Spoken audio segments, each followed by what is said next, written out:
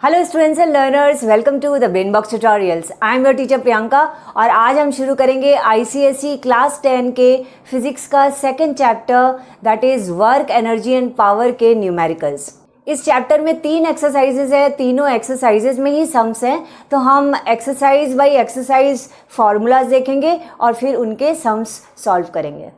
तो आज हम न्यूमेरिकल सॉल्व करेंगे एक्सरसाइज नंबर ए के, और उनसे मतलब उस एक्सरसाइज से रिलेटेड जो भी फार्मूलाज है वो मैं तुम लोगों को बता देती हूँ। ये फार्मूलाज मेनली वर्क से रिलेटेड है एंड पावर से रिलेटेड है, और बाकी के जो बी और सी के एक्सरसाइजेस के जो सम्स होंगे वो होंगे एनर्जी से रिलेटेड मेनली। सो अभी हम देखते हैं वर्क और पावर के क्या क्या फार्मूलाज हैं। सम शुरू करने के पहले मैं तुम लोगों को इस बुक के बारे में बताना चाहूँगी। ये है ओसवाल गुरुकुल की 61 sample question papers for ICSE class 10 for 2023 examination. All subjects combined है, यानी कि सारे सब्जेक्ट्स के 16 सब्जेक्ट्स के सैम्पल पेपर्स दिए हुए हैं। सैम्पल पेपर्स भी यहाँ क्लियरली लिखा हुआ है, they are strictly based on the revise syllabus. इन सैम्पल पेपर्स में तुमको जो भी पेपर्स दिखाई देंगे वो सारे के सारे इंपॉर्टेंट क्वेश्चन होंगे, और जो सॉल्व पेपर्स हैं उन सॉल्व पेपर्स के आंसर्स भी बहुत एक्सपीरियंस टीचर्स ने सॉल्व करके रखे हैं। फिर तुम देख रहे हो कि हर सब्जेक्ट का एक अनसॉल्व पेपर भी दिखाई दे रहा है तुमको।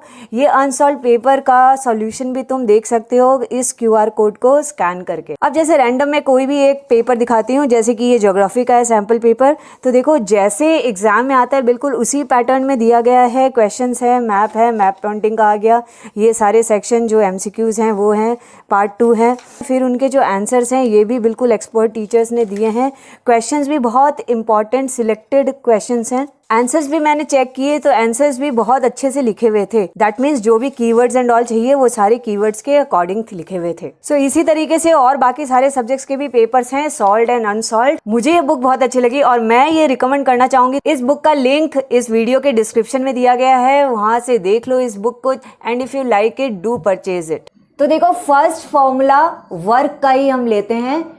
Work is equal to force multiplied by displacement. हम जब वर्क को डिफाइन करते हैं तो भी ऐसे ही डिफाइन करते हैं कि एक फोर्स होता है जो एक पर्टिकुलर बॉडी को डिस्प्लेसमेंट करता है, और अगर कोई फोर्स एक बॉडी को डिस्प्लेस कर सके तभी हम उसे वर्क कहते हैं। So force multiplied by displacement, जिसको तुम शॉर्ट में ऐसे भी लिख सकते हो W, यानी work is equal to F multiplied by S। F stands for force and S is for displacement. और ऐसा यूनिट ऑफ वर्क है जूल। तो जब आंसर आए और ये SI यूनिट में हो तो SI यूनिट ऑफ वर्क ही लगाना, यानी कि जूल लिखना। शॉर्ट में J भी लिख सकते हो, J ही लिखते हैं हम लोग, जूल पूरा लिखते हुए नहीं है। अच्छा, अब ये नंबर 2 वर्क का ही एक और फॉर्मूला है। पहले मैं फॉर्मूला लिख देती हूँ फिर समझाती हूँ कि ये फॉर्मूला हम कब यूज़ करेंगे। सो ऑलमोस्ट यही है, मतलब F इंटू एस तो है ही, यानी फोर्स इंटू डिस्प्लेसमेंट तो है ही, बट ये डिस्प्लेसमेंट जो है ये कंपोनेंट ऑफ डिस्प्लेसमेंट है, यानी कि F into S cos theta है। अभी ट्रिग्नोमेट्री में तुम लोगों ने सीखा है, ट्रिग्नोमेट्रिक रेशियो होते हैं sine, cos, tan, cosec, cot and sec. इसी में से ये कॉस आया, थीटा मतलब कोई डिग्री होगी, कॉस की वो वैल्यू डालनी होगी। लेकिन हम ये कब डालेंगे, कब वर्क के फॉर्मूला में हम कोई डिग्री को लेते हैं। तो समझ लो एक सम मैं ऐसे ही एक बताती हूँ। समझ लो एक बॉडी है, ये ट्रक है, यहाँ ट्रक के इस हाइट पे हमको किसी ऑब्जेक्ट को पहुँचाना है, ठीक है। अब हमने क्या किया, इतनी हाइट पे हमको पहुंचाना है, लेकिन हम उसको डायरेक्टली ऐसे उठा के ऐसे नहीं रख रहे हैं क्योंकि इसमें मेहनत ज़्यादा लगती है। हमने उस ट्रक के पीछे के पार्ट में एक इंक्लाइन प्लेन ऐसे स्लोपिंग एक पट्टी लगा दी लकड़ी की, और अब हम जो लोड है ना वो ऐसे खिसकते हुए ऐसे चला जाएगा और यहाँ जा कर के उसको रख देंगे। तो हम फोर्स लगाने की कोशिश कर रहे हैं। फोर्स हम जब लगा रहे हैं तो हम ऐसे धक्का लगा रहे हैं, ठीक है, इस डायरेक्शन में। लेकिन ये बॉडी जो है, ये जो ऑब्जेक्ट है, ये कैसे मूव कर रहा है, ये इस डायरेक्शन में मूव कर रहा है, कितनी डिग्री से ऊपर चला गया, मतलब हम तो नीचे ऐसे धक्का लगा रहे लेकिन वो जाएगा ऐसे डिग्री से कोई ऊपर। समझ लो ये 30 डिग्री के एंगल पे हमने एक तो प्लेन लगा के रखा था, एक इंक्लाइन प्लेन, तो ये 30 डिग्री के एंगल में ये बढ़ते जा रहा है, डिस्प्लेसमेंट तो यहाँ हो रहा है। तो हम ऐसे में क्या करेंगे, F जो हमने फोर्स लगाया वो दिया हुआ रहेगा, वो रख दो, डिस्प्लेसमेंट यहाँ पे हो रहा है तो यही वाली वैल्यू रखना, और कॉस थीटा मतलब कॉस यहाँ जो अगर 30 डिग्री के एंगल से वो ऊपर जा रहा है तो कॉस 30 डिग्री की वैल्यू डालना, 60 डिग्री के एंगल से जा रहा है तो कॉस 60 डिग्री की वैल्यू रखना।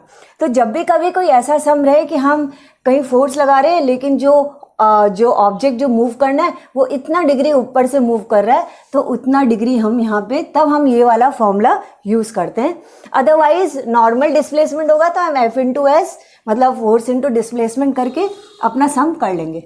क्लियर हुआ? तो ये तब यूज़ किया जाता है, हम इसका सम भी करेंगे तो क्लियर हो जाएगा कैसे यूज़ करते हैं। ओके ना, एक और फॉर्मूला है वर्क का,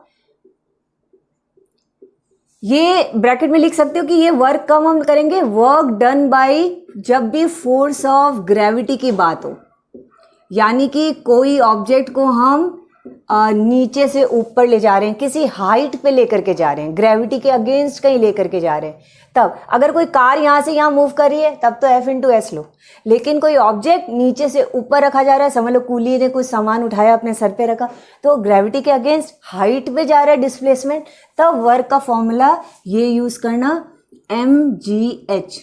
ओके mgh यूज़ करना, बाकी mgh और कुछ नहीं, F इंटू एस ही है। देखो ये कैसे आया mgh, force multiplied by displacement है। यहाँ फोर्स क्या है, फोर्स यानी वेट होता है ना, फोर्स का मतलब वेट, तो वेट का फॉर्मूला हम लोग क्या लिखते हैं, mass into acceleration due to gravity, यही तो है। तो फोर्स का भी फॉर्मूला यही लिखते हैं, मास इंटू एक्सेलरेशन। यहाँ अगर बात ग्रेविटी की हो रही है तो m इंटू जी लिख दो, फोर्स का फॉर्मूला। और डिस्प्लेसमेंट कहाँ हो रहा है, नीचे से ऊपर यानी हाइट, तो डिस्प्लेसमेंट की जगह हमने h लिख दिया, तो हमने mgh लिखा, वो भी F इंटू एस ही है। लेकिन जब कब हम यूज़ करते हैं mgh, जब भी कभी डिस्प्लेसमेंट जो है वो ग्रेविटी के अगेंस्ट हो, यानी कोई हाइट में ऊपर कोई चीज़ उठ रही है तब mgh यूज़ करो, नीचे कोई चीज़ यहाँ से यहाँ तक चली गई तब F इंटू एस यूज़ करो, अगर कोई डिग्री में जा रहा है तो F into S cos theta use कर लो। ठीक है, ये 3 तरीके के हमारे पास में फॉर्मूलाज हो गए। अब नेक्स्ट फॉर्मूला आता है पावर का। जब एक आदमी या कोई भी मशीन कोई वर्क कर रही होती है तो हम कितना अच्छा या कितने फास्ट वर्क कर पाएगी वो हमको उसके पावर से पता चलता है। फास्ट यानी देखो, कोई भी अगर ऑब्जेक्ट है या कोई भी अगर मशीन है या कोई आदमी है, अगर वो काम जल्दी कर लेता है और एक आदमी है वही सेम काम को वो देरी से करता है, तो हम क्या बोलेंगे, ये पहले वाले आदमी का पावर ज़्यादा था बिकॉज इसने फास्ट काम कर लिया। तो पावर का फॉर्मूला हम कैसे निकालते हैं, वर्क जो उसने वर्क किया डिवाइडेड बाय टाइम, कितना टाइम लिया। So power is equal to work upon time, short में हम ऐसे भी लिख सकते हैं। And SI unit of power क्या होता है ये भी पता होना चाहिए। SI यूनिट ऑफ पावर होता है what, WATT what, not WHAT, और कैपिटल W से इसको डिनोट करते हैं। तो 12 वॉट आंसर आएगा तो 12W लिख सकते हो। ओके, ये हुआ पावर का फॉर्मूला। पावर का ही एक और फॉर्मूला है, अगर तुम लोग ये लिख चुके हो तो मैं इसको इरेज करती हूँ, अदरवाइज एक बार वीडियो पॉज करके ये फॉर्मूला उतार लो। ओके, तो पावर का ही एक और फॉर्मूला भी हम लगाते हैं, power is equal to force multiplied by average speed. अब ये कब यूज करोगे डिपेंड करता है। अगर सम में बोलेगा कि एक बॉडी है उसमें फोर्स इतना लगाया, वो इतनी स्पीड से उसमें डिस्प्लेसमेंट हुआ, तो बताओ कि कितना पावर था, तो हम फोर्स इंटू एवरेज स्पीड करेंगे। लेकिन ये आया कैसे, आया ये वर्क अपॉन टाइम वाले फॉर्मूला से। ये देखो अब कैसे लेकर के आते हैं इसको, वर्क अपॉन टाइम होता है ना पावर का फॉर्मूला, ठीक है। और वर्क का फॉर्मूला क्या हमने अभी लिखा था, सबसे फर्स्ट नंबर फॉर्मूला क्या था, work is equal to F into S, यानी फोर्स इंटू डिस्प्लेसमेंट, और divided by time as it is लिख दिया। अच्छा, अभी फोर्स मल्टीप्लाइड बाय ये डिस्प्लेसमेंट बाय टाइम क्या है, डिस्प्लेसमेंट बाय टाइम तो एवरेज स्पीड है, तो इसकी जगह हम एवरेज स्पीड लिख सकते हैं ना। तो यही तो हमने किया, फोर्स इंटू एवरेज स्पीड। ठीक है, ये फॉर्मूला बहुत ही कम यूज़ में आता है, शायद मेरे ख्याल से तुम्हारे न्यूमेरिकल्स में कोई एक सम होगा ऐसा, बट क्योंकि फॉर्मूला तुम्हारे है सिलेबस में, बुक में है, इसलिए ये याद रखो। अब कुछ और units of power and units of energy भी मालूम होना चाहिए, क्योंकि कोई कोई ऐसे सम्स होते हैं जिसमें हमको चेंज करना होता है। तो पहले हम कुछ यूनिट्स ऑफ पावर देखते हैं। जैसे हमने एक ऐसा यूनिट ऑफ पावर क्या देखा, वॉट था। ओके, अभी अगर एक यूनिट और है, दैट इज हॉर्स पावर। ये मशीन के जो होते हैं, मशीन में जो पावर होता है वो जनरली हॉर्स पावर या HP में हम देखते हैं। तो 1 horse power 1 HP that is equal to 746 watt, या फिर 0.746 किलोवाट भी बोल सकते हो इसको, राइट? क्योंकि 1 kilowatt is equal to 1000 watt होता है। जैसे 1 kilometre is equal to 1000 metre, वैसे ही 1 kilowatt is equal to 1000 watt. ये भी मैं लिख देती हूँ, ये नंबर 1 है, तो 1 kilowatt is equal to 1000 watt होता है। ये यूनिट्स ऑफ पावर वाले में याद रखो। अब कुछ यूनिट्स ऑफ एनर्जी, कुछ एक्स्ट्रा यूनिट्स ऑफ एनर्जी भी है, वो भी देखो। मतलब हमने तो खाली किया जूल, ठीक है, अभी देखो और यूनिट ऑफ एनर्जी क्या हो सकती है। जो हमारे घरों में जो इलेक्ट्रिसिटी जो आती है, इलेक्ट्रिक एनर्जी होती है, वो हमेशा किलोवाट आवर में आती है।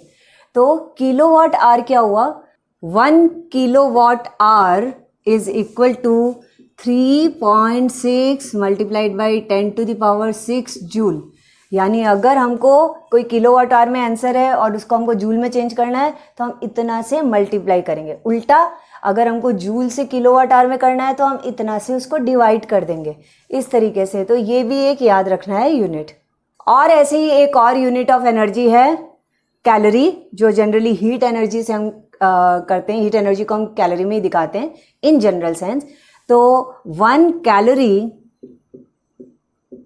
इज इक्वल टू 4.18 जूल होता है, और बहुत सी जगह 4.2 करके भी दिया हुआ रहता है। एग्जैक्टली तो 4.18 ही होता है, बट अगर कहीं पे 4.2 लिखा हो तो तुम उसमें भी कर सकते हो, ठीक है। तो ये यूनिट्स अगर हमको कभी चेंज करने दिया हमारे सम्स में, तो हम इनको भी ध्यान रखेंगे।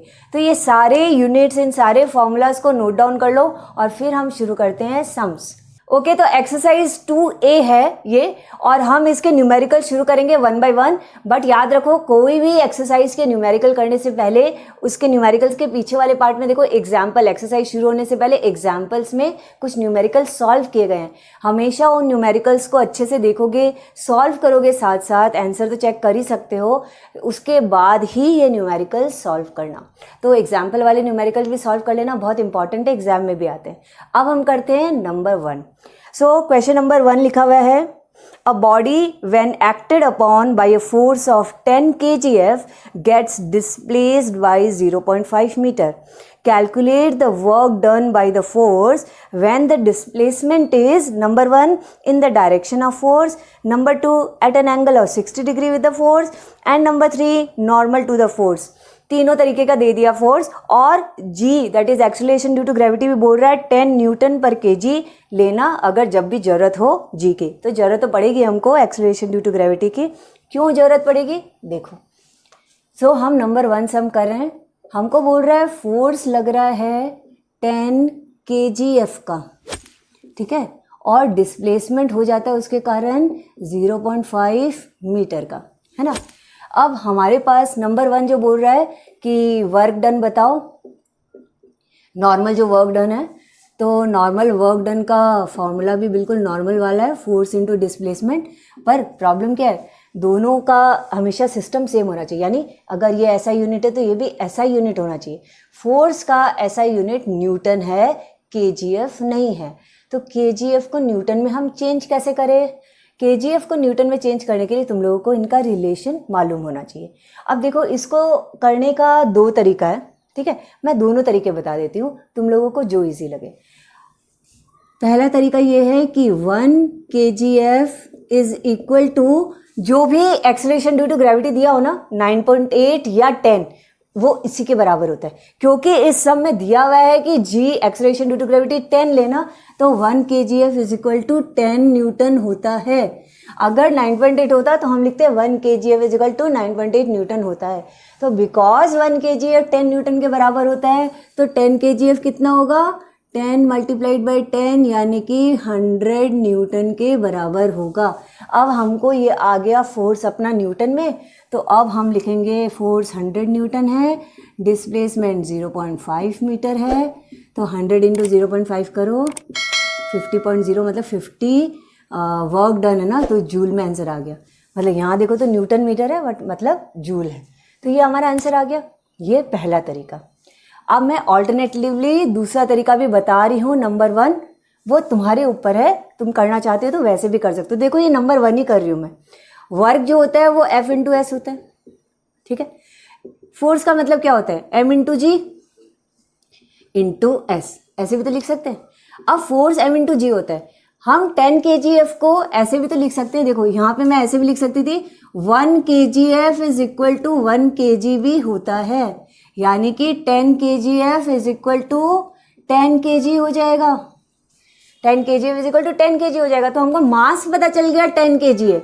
जी तो हमको अपने बुक में दिया हुआ है 10 है, और डिस्प्लेसमेंट 0.5 है, तो भी हमने 50 जूल आंसर ले आया। मतलब किया तो वही 10 इंटू 10 100, बट ऐसे करो या ऐसे करो सम में मार्क्स डिडक्ट नहीं होंगे, बट मेरे हिसाब से बेटर तरीका, जो करेक्ट तरीका है वो यही होना चाहिए कि तुमने डायरेक्टली केजीएफ को न्यूटन में चेंज कर दिया। बाकी अगर तुम ऐसे करना चाहो तो भी ये बिल्कुल रॉन्ग नहीं है, मार्क्स नहीं डिडक्ट होंगे। तो दैट इज अपॉन यू, तुमको जो इजी लगे तुम वही वाला पार्ट लिखो, ओके। और अब हम नंबर 2 में आते हैं। नंबर 2 बोल रहा है कि वर्क डन निकालो when the displacement is at an angle of 60 degree. तो यहाँ वर्क डन जो है वो F into S cos theta हम लेंगे, क्योंकि हमको एंगल मालूम है, यानी कि F into S cos theta यानी कॉस 60 डिग्री लिया। इसका मतलब फोर्स ये रहा 100 न्यूटन, डिस्प्लेसमेंट 0.5 मीटर है, और cos 60 डिग्री कितना होता है, cos 60 डिग्री होता है 1/2। अब सॉल्व करो, ये किया 50 इंटू 5 250 और पॉइंट लगाया तो 25 जूल हमारा आंसर आएगा। और नंबर 3, तो उसके लिए मैं ये पार्ट रिमूव कर दूं। अच्छा ये नंबर 1 चलो रिमूव कर देती हूँ। नंबर 3 दिया है when the work done is normal to the force. Normal मतलब 90 डिग्री में है, तो ये एक बहुत इंपॉर्टेंट पार्ट है। तुम लोगों ने वर्क डन वाले चैप्टर में ये याद भी किया होगा, नहीं किया तो याद कर लेना कि जब भी work done normal to the force होता है या displacement is normal to the force हो तो वर्क डन हमेशा 0 होता है। Work done when displacement is normal to the force, यानी फोर्स हम इधर लगा रहे हैं और डिस्प्लेसमेंट एकदम 90 डिग्री में हो रहा है, तो work done is equal to 0 ही होगा। नो वर्क डन हम मानते हैं इसको। सो ये हो गया हमारा नंबर 1। सम नंबर 2 है a boy of mass 40 kg climbs up the stairs and reaches the roof at a height of 8 metre in 5 seconds। Calculate. Number 1 बोल रहा है the force of gravity acting on the boy. Number 2 बोल रहा है the work done by him against the force of gravity, and number 3 बोल रहा है the power spent by the boy. तो नंबर 1 में हमको फोर्स ऑफ ग्रेविटी निकालना है, फोर्स निकालना है, नंबर 2 में वर्क और नंबर 3 में पावर। ठीक है, तो सबसे पहले फोर्स में आते हैं। सो हमको क्या क्या पता है, उस बॉय का मास जो है वो 40 kg है और वो कितनी हाइट तक गया, 8 मीटर गया है। टाइम कितना लगा उसको, 5 seconds लगा।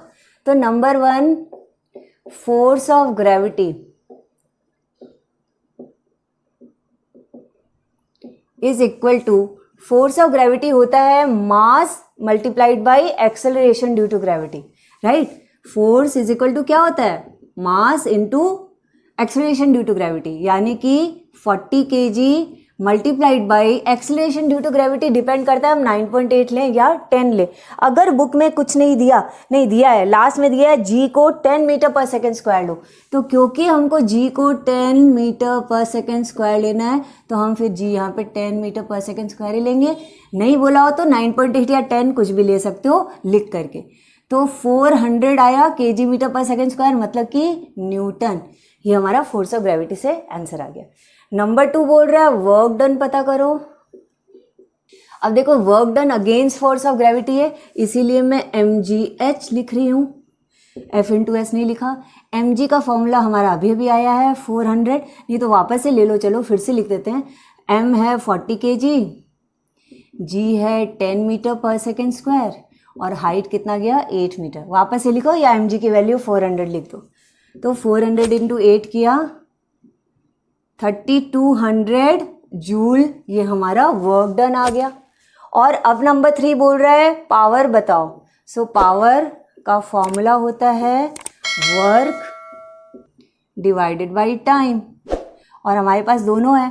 3200 जूल वर्क है और टाइम 5 सेकंड लगे, यानी कि 640 पावर है तो वॉट, जूल पर सेकंड बोलो या वॉट बोलो, दिस इज आवर आंसर। तो हमने वर्क एनर्जी पावर का फॉर्मूलाज किया, कुछ सम्स किए, बाकी के सम्स भी आने वाले वीडियोस में मैं फटाफट करवाऊंगी। और तुम लोगों को अगर ये एक्सप्लेनेशन अच्छी लगी, अगर ये न्यूमेरिकल्स के सॉल्यूशन समझ में आ रहे हैं, तो इस वीडियो को लाइक करो, शेयर करो अपने फ्रेंड्स के साथ, because sharing is caring. Bye bye, जय हिंद।